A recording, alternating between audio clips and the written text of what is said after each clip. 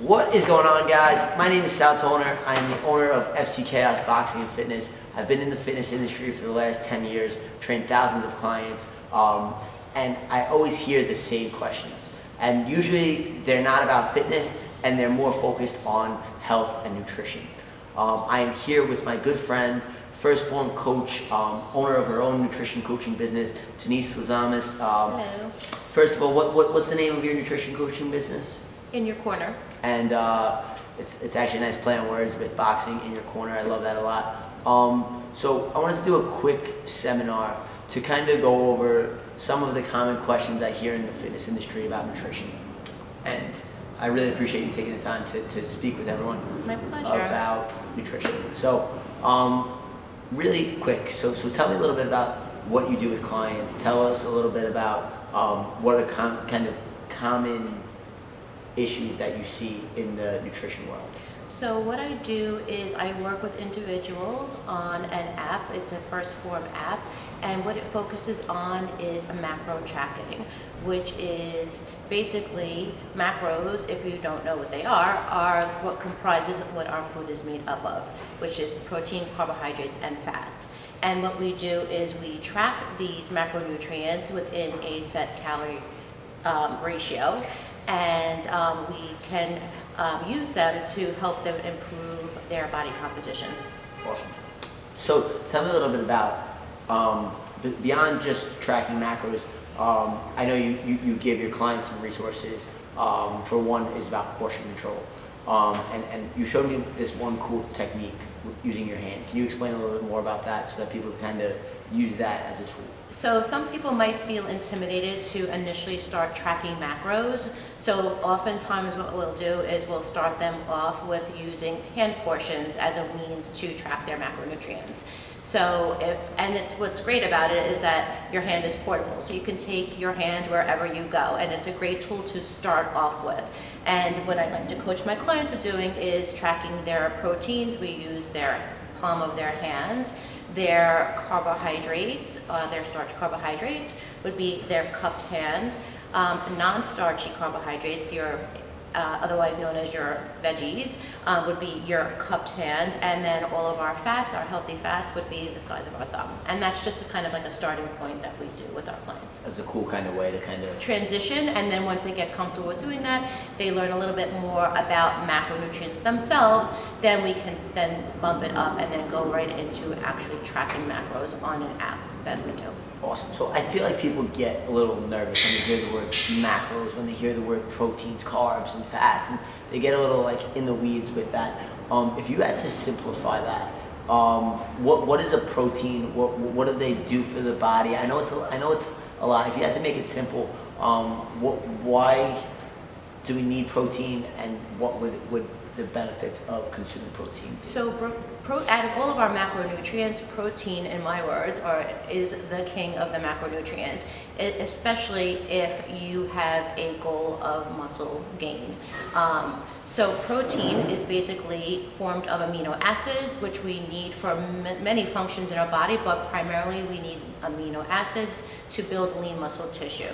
So we like to focus on protein intake first, honestly, if that is a goal for an individual. To bulk up. Right, because it's important for somebody to get that macronutrient right, and a lot of people get that one wrong. As far as like building muscle, it is extremely important that we're getting the appropriate amount of amino acids through our protein intake. Awesome. And now, we talked a little bit about protein. Let's go to a little carbs, and let's go a little bit of fats, and we can kind of differentiate a little bit between the two of them, just so that we can give people a well-rounded understanding of all the macros. Right, so carbohydrates, I know that seems like a scarier word to some people, but it's actually, our body its most preferred form of energy comes from carbohydrates. And you can classify it as complex carbs and simple carbohydrates. I don't want to get too deep into it, but complex carbohydrates are carbohydrates that take a slower time to digest in our body, whereas simple carbohydrates are ready for immediate energy. There's really no need to fear carbohydrates. Like I said, our body wants carbohydrates, it needs carbohydrates, and as long as, like anything else, it's within portion control, there's nothing to be worried about. It does not single-handedly make you fat if you consume carbohydrates. Right. Yes. And now, speaking of fats, so fats, where do they fall into your diet? Do you need to have fats in your diet? Do you want to cut them out completely? Tell us a little bit all the about macronutrients are actually important to our body. So yes, we do need them. And actually, with working with many clients through the years, I find that a lot of times it's actually the fats that are responsible for taking people out of a caloric deficit when their goal is weight loss, because they can be a little bit tricky to manage because they are actually 2 times the amount of calories than your carbohydrates and your proteins. So just a little education here. Proteins and carbohydrates are for every gram of each is 4 calories, whereas fats is for every gram of fat is 9 calories. So it's very easy to overdo our fats and push us out of a caloric deficit when consuming them if we don't manage them correctly. Awesome. Awesome. You used the word caloric deficit. Like I said, these big buzzwords kind of scare people. So talk to me a little bit about caloric deficit. What does that mean? Why do we do that? What is that? So, great question. So if you have a goal of fat loss, what we want to do is be consuming less calories than we require, that we're burning. So we want to keep our calories or consume less calories, be in a caloric deficit in order for us to lose fat. So right, so that's the way we're going to lose fat, is we're in a caloric deficit. But if we just don't eat at all, or if we severely lower our caloric deficit, what does that do? So yeah, we don't. First of all, we don't need to be in that big of a caloric deficit in order to lose body fat. It can actually work against you as it starts to just slow everything down. And if you're not consuming, if going back to protein, if we're not consuming the amount of protein that we require to build muscle, we actually go into what's called like a catabolic state. So then our body will start to break down our lean muscle tissue in order to get the amino acids that it requires. And then we start to lose muscle tissue, and then it kind of goes into a cycle where we're not even in a fat loss. We're just kind of like losing weight and not fat, which is really what the goal is if you have that actual goal for fat loss. Cool. Talk to me a little bit about this idea of fat loss and weight loss. What's the difference?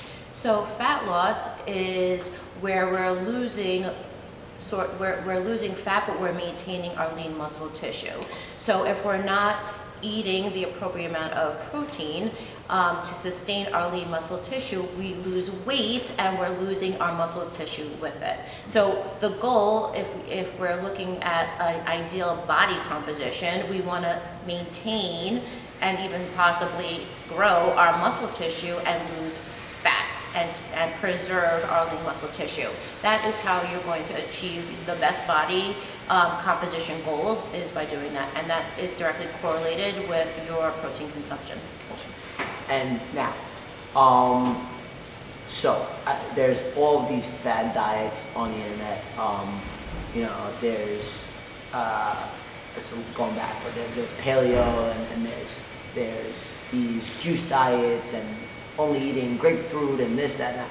Tell me a little bit about your knowledge on those and why they work or why they don't work and whatnot. So going back to what we were just saying, that yes, they may work by putting you in a caloric deficit, but you have to remember, if you have a body composition goal, if you think of yourself, how do you see yourself when you achieve to your weight loss goal? Is it your body shape but just smaller, or do you envision somebody that has like shape and muscles, on their body, like a nice fit body. If we're not consuming, if we're doing, let's say, a juice cleanse, you'll lose weight because you're in a caloric deficit, but you're also losing your muscle tissue as well. So, it depends on your aesthetic goals, but I would assume that most people want to change their actual shape, and by doing that, they're going to preserve their lean muscle tissue and lose the body fat. It'll put you in a caloric deficit, and then again, for how long? Because once you go off a juice cleanse, now your body is basically starved for nutrients, and a lot of times people will tend to gain that back plus some after something like that. So. Awesome.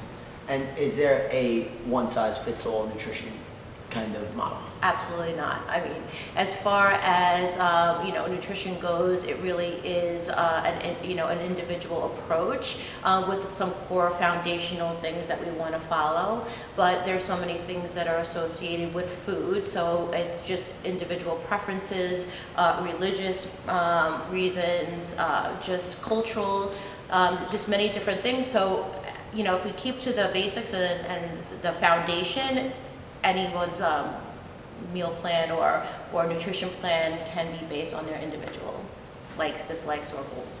And the value of having either a trainer or a nutrition coach kind of guiding you and keeping you accountable, obviously the answer to that is it's invaluable. Yes.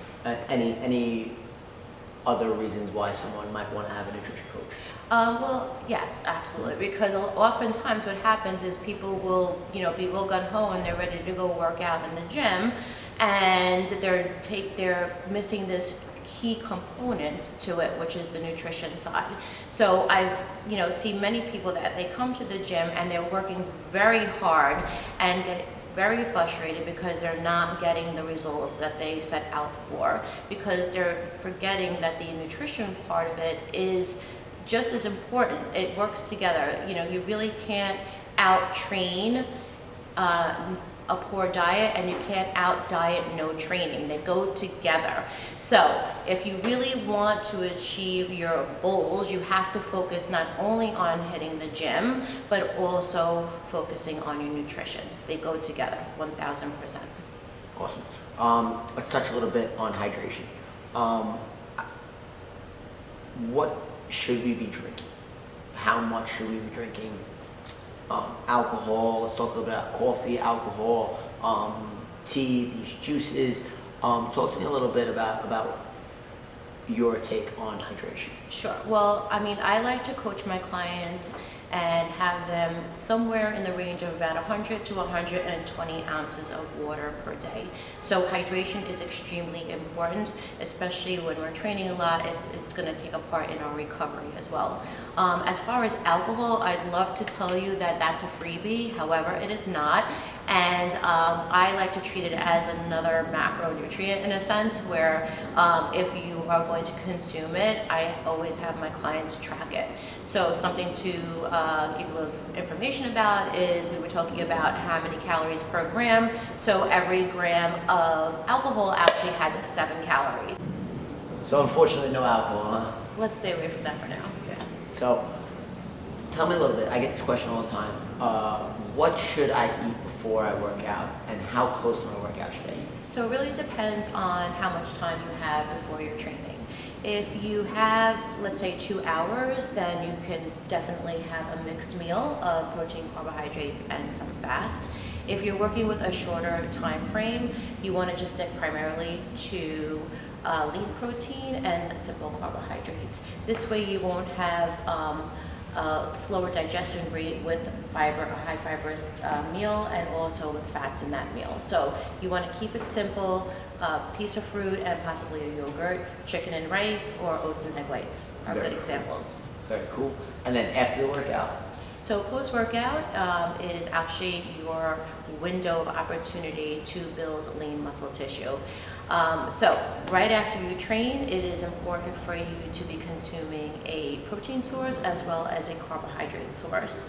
Fats, you can have them after you train. However, It will slow down that digestion again, and we want to get those nutrients into the muscle tissue to repair and build as quickly as possible. So right afterwards, a protein shake with fruit, or you can have just any lean protein source and a carbohydrate following that. Awesome, awesome. So these are some of the common questions I hear. Thank you so much for your time here. I'm really looking forward to the questions that come back from this. Yes. And how people can kind of reach us and how people can connect and get fit and get healthy. So my gym, FC Chaos Boxing and Fitness, the studio by Chaos, and then we have you're in your corner, and then we also have your first form athlete coach. So, and then that they can find you on the app as well, first Yes. format. Mm-hmm. So thank you so much for taking the time. My And pleasure. I hope you guys learned a little bit. I know this video was short. If you want a little more information, we're gonna reach out and get you set up with a free consultation. So talk soon.